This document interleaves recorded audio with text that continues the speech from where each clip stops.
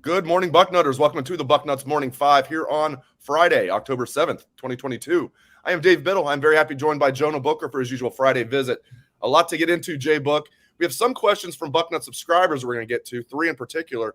Let's start with one. They're asking you about Zach Harrison as a defensive tackle on passing downs in the Rushman package, saying he looked good last week as a D tackle on passing downs. What are your thoughts on that, JBook? I like it. I mean, I didn't envision Zach playing that actual role within the team, but hey, they may have found something there, Dave. I thought that Zach looked extremely well. He probably played one of his best games in a long time as a Buckeye, and it just listening to his interviews this week, and he seemed to enjoy it. He really liked it, and he's reaching out to Coach Johnson and asking, can he get more action on the inside? So I think it's a good thing. If this is going to be a road to where this right here unlocks Zach's potential and allows him to really thrive, keeps him on the field, as long as he's producing, I'm all for it. So far, so good. I like it. Hopefully that they can keep the hot streak going, because if they can get Zach Harrison playing his best football going into November, Dave, it's going to be huge for this football team, especially the defensive line, if he can be disruptive in the middle, because now he's kind of that wild card, Dave. He gives you a lot of flexibility if you're able to get some production from him from the inside. Yeah, I love it. I mean, he doesn't have to be a star. As you and I have been talking about, we talked about throughout the offseason. Like, I kept using the Steve Miller example of Steve Miller's senior year. And I thought Zach would have a bigger impact than Steve did as a senior. Everybody wrote off Steve Miller, and he had a solid senior year. That's what Zach Harrison needed to do, but maybe even a little better than that. And I think that's what he is doing. And I agree with you. I like the idea of putting him at D tackle in that Rushman package. Absolutely love it. All right, let's get your thoughts on this one. Another question. This is from XBiddyX. No, we're not related. XBDiddyX. XBDiddyX. And we're not related. He wants to know, what is JBook seeing from Denzel Burke, with JBook being a former defensive back himself? What are you seeing out of Denzel Burke? What's the problem? I just see a kid that is struggling to find the football, Dave. He's in position a lot of times, but just getting his head around finding the ball, he gets lost in that phase of the cornerback technique. As RK said, yes, Burke has been injured throughout camp. I think Burke has been hurt ever since Michigan. I mean, leading to last year when he got hurt right before the Michigan game. He had the shoulder, and then kind of lingered on, and then he wasn't really healthy in camp. And Jim Knowles said he missed a lot of reps during camp, and then he hurts his hand. His hand's in his in somewhat of a soft cast, so he's trying to play through that. But at the end of the day, Dave, this is big boy football. If he's going to be on the field, he has to be able to play at a high level. He can't be the liability on the defense to where teams are starting to pick on him. So I think and Jay Bag said he thinks there's an effort issue. I can see where you're going with that when it comes to Denzel Burke, because he looks like he doesn't have an appetite to tackle. If you see him try to get in on the tackling, he just kind of throws a chicken wing out there and just keeps it moving. And I think that's also him trying to protect himself. But we need to get more from Denzel. I know the coaches don't necessarily want to bag on him, because they pretty much came out and said they want to try to preserve as much confidence that he has left right now. But the good news for Ohio State, I think after this bye week, you're going to probably get Hancock back. I think you'll get Cam Brown back. So they may be at full strength at defensive back. And Dave, correct me if I'm wrong. Would this be, if they get all their guys back, would this be probably the first time they've had all the DBs since camp, or maybe the spring, as far as their corners, everybody there? For sure. Because Jordan Hancock suffered what Ryan Day said was a significant injury, is how he put it. He didn't specify what it was. He said it was a significant injury in camp, and he's now back practicing full speed. So that's good. You're right, though. They have 6 scholarship corners. They haven't even all been healthy. There's been times they've been down to 3. And we have Bexley on YouTube saying J.K. Johnson's looking really good, getting more confident every week. I could not agree more about that. J.K. Johnson looks great. We have another commenter talking about what I just said about Jordan Hancock back practicing. I asked Ryan Day about that this week. So, yeah, man, I love what I'm seeing out of J.K. Johnson, but we need Denzel Burke to step up. Whatever's going on with him, he needs to fix it. All right, Next one here. This is from Buckeye 4527. You know what that number means? Archie Griffin and Eddie George. I like that username. Buckeye 4527. He's like, JBook, how concerned should we be about TreVeyon Henderson not being able to stay healthy? And then he adds, if Mayan Williams goes down, we could be in big trouble. How concerned are you about TreVeyon seemingly not being able to stay healthy? I would be lying to say I'm not somewhat concerned, Dave. I mean, Henderson is starting to show some durability issues, and you can attest to it. There were several games last year where he had to be taken out because of injury issues, nagging injury issues, missed a couple games, head injuries. You look at it this year, missing long stretches of early on in the season because of durability. So I am somewhat concerned when he's healthy. He's one of the best running backs in college football, but you're starting to see somewhat of a trend to where he's having lingering injuries that continue to carry over. So to me, I am mildly concerned. I feel better when you have Mayan Williams, who's grading out as the number one running back in college football. Oh, wow. So if you're to believe, PFF grades, they have Mayan Williams grading out at the highest rated number one running back in college football. So that tells you how well Mayan is playing. But I also worry about the wear and tear that he's taking. He's getting an absolute beating right now. You look at that Rutgers game, and until the fourth quarter, he was in there almost every snap. After a while, you have to give him a type of blow. I think this program and the running back room is better as a whole when you have that 1-2 punch with him and Henderson on the field. So fingers crossed for Trey. I know they're being cautious. You have to keep in mind he came out of the walking boot. I think it was after the Toledo game. He was seen in the walking boot, and then they kind of try to ease him back, tested it out. The foot wasn't happy to where it was at, so they decided to play it safe, keep him out.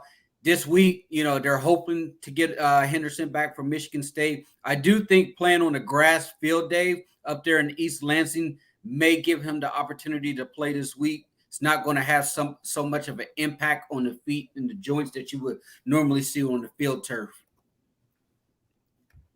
All right, road trip time. First road trip of the year. Buckeyes at Spartans tomorrow.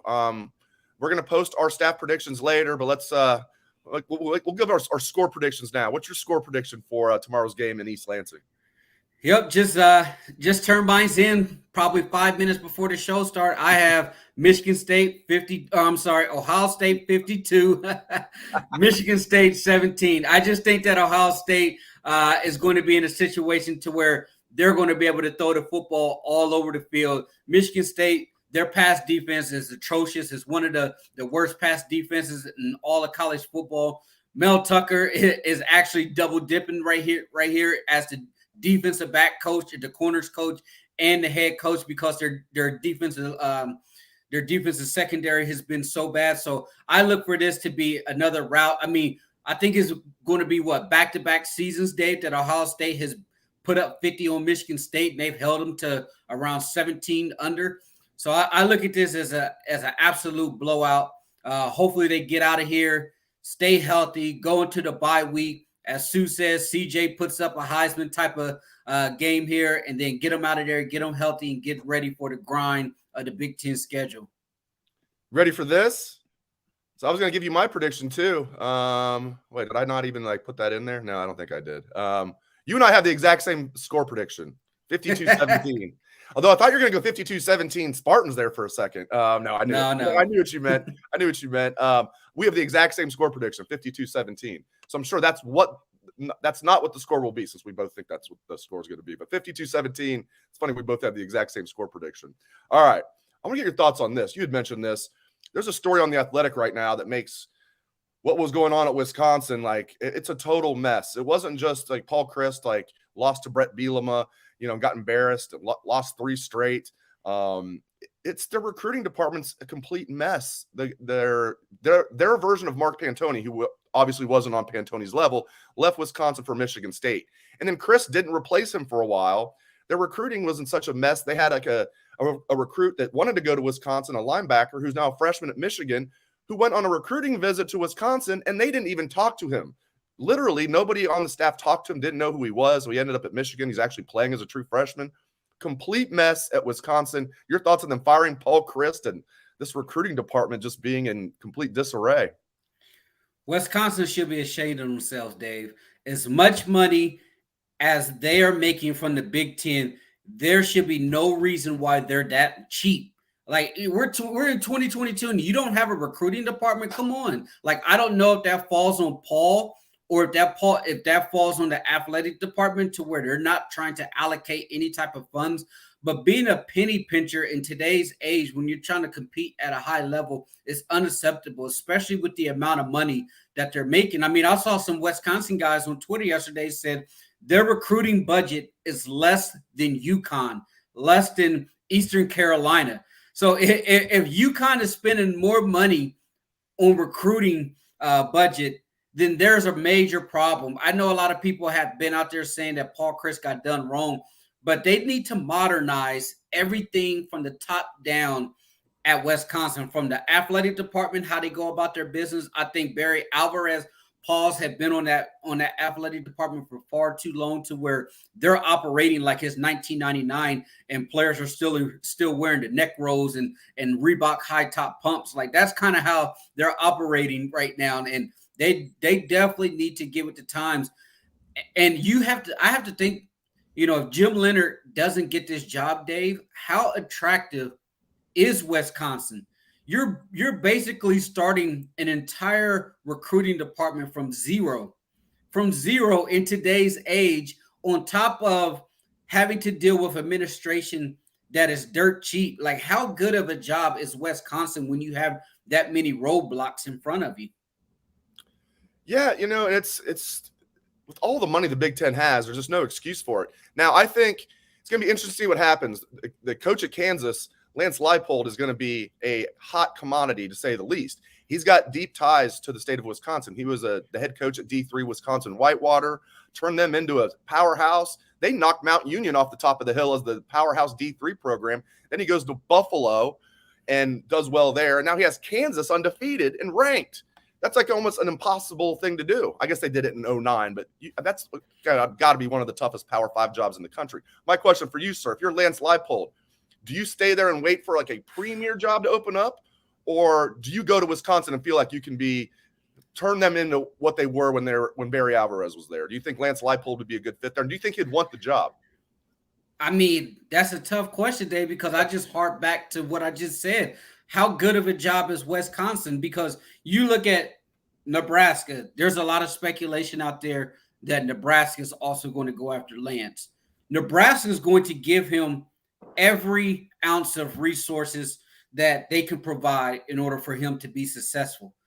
Will you be able to get that from that type of commitment from Wisconsin? I truly believe that going into this next TV deal, where each team's going to be making, first year upwards to $80 to $100 million, that they put a floor cap that says you are required to reinvest X amount of dollars into the athletic program, into your football program, or you're going to be penalized. I mean, you look at Northwestern's building a brand new stadium. You look at Northwestern's practice field, state of the art, beautiful.